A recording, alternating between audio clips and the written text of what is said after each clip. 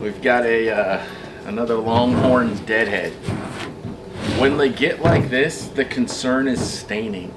I haven't done anything but just lift it out of the vehicle, set it here, and then start the film. Make sure you're wearing gloves when you're around that much bacteria. I'm gonna start by trying to get the horns off. I think they're pretty loose in there from all the rotten. I'll cut the core short and put it in a barrel and get it soaked. Then we'll get it clean and then see if we can get it white.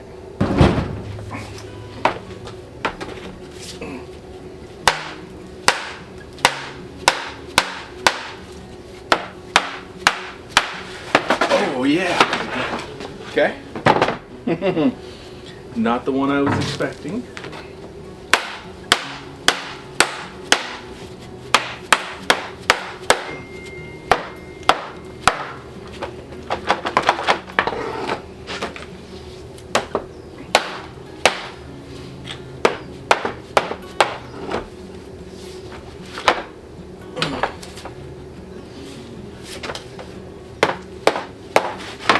Yes.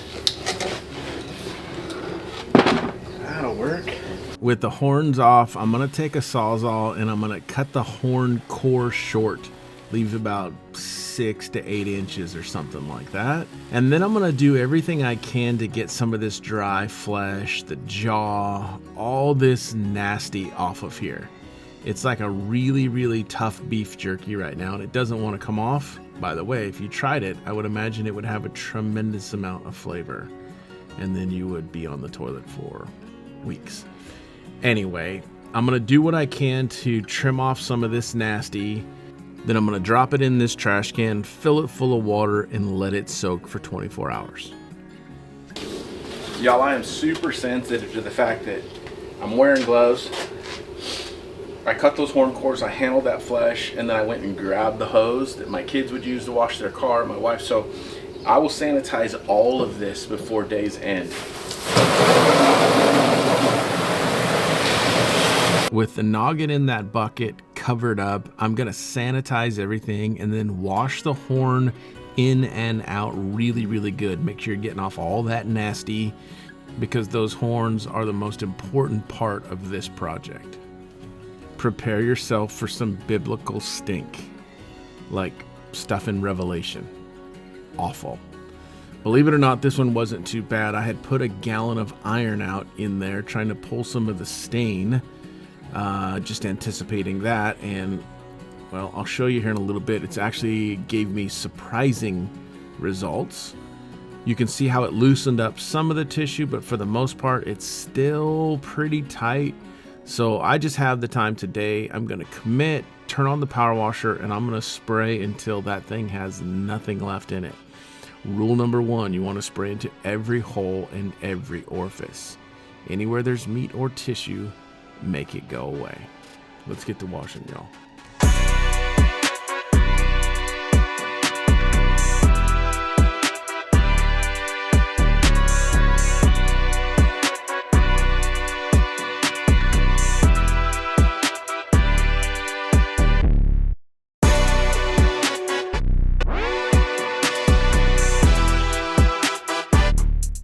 See how light everything that was touching? So there was hide here, bunch of hide here, hide on the nose.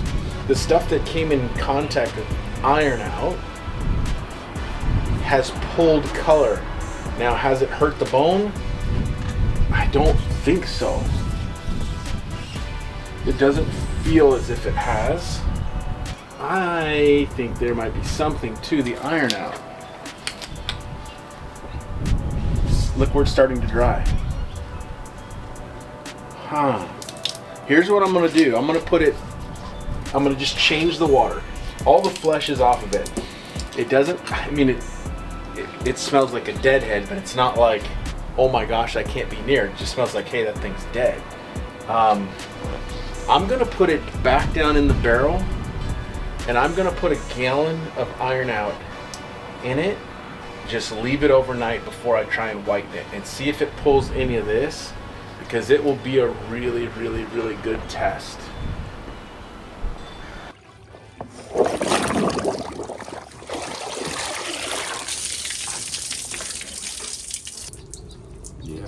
just sun that did the job, not iron out.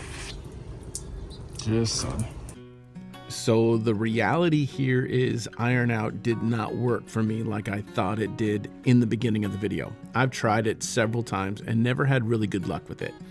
The sunlight, the UV that was hitting that bone is what lightened it, and the grease from the hide that was locked into those other spots is what darkened it. Same thing we've been talking about forever. You never want anything to dry into the bone. If there's any way possible, you can hydrate a skull. It will be a benefit to you with the finished product. So I'm gonna fill up my pot full of water. I can only do half the skull at a time. I'm gonna put a gallon of aqua silk in there, a little squirt of soap, and I'm gonna bring it to a slow simmery boil and rotate back and forth. And then I'm gonna soak it in a tub overnight, and we'll pull it out and see how it looks.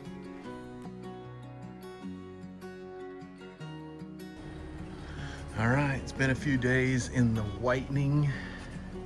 You can still see little hues of staining, but for the most part, it looks pretty good.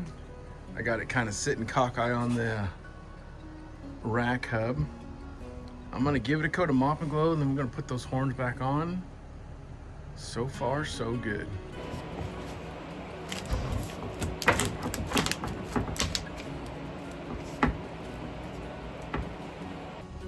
All right, horns back on. You can see on this particular one, you can almost see through the horn, see where I cut right there. The customer wants to Bondo them back on himself. I think maybe he's gonna ship it to somebody, that'd be my guess.